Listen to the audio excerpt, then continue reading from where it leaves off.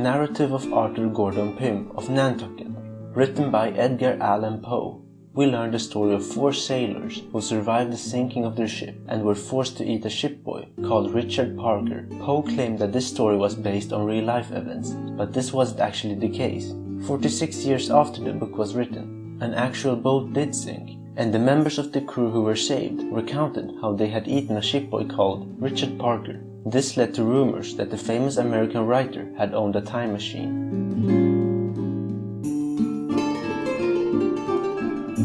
In July 1975, a 17-year-old boy from Bermuda was riding along the road on his moped when he was hit and killed by a taxi. Almost a year before, also in July, his brother, who was also 17, was killed. He was riding the same moped and was killed by a taxi as well. Behind the wheel was the same driver, and he was carrying the same passenger.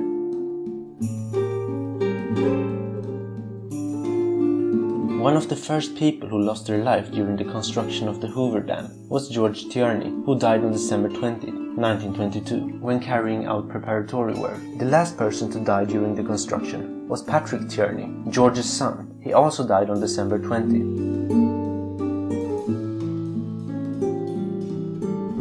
A multitude of strange coincidences exist in the biographies of 2 American presidents, Abraham Lincoln and John Kennedy. They were both killed by a gunshot wound to the back of the head on a Friday, before a celebration. Lincoln was killed just before Easter, Kennedy on the eve of Thanksgiving. Each was accompanied by his wife and another couple. Both had a friend called Billy Graham. Kennedy had a secretary called Mrs. Lincoln. President Lincoln had a secretary called John. Their successors in both cases were vice presidents called Johnson, who were both Southerners and Democrats.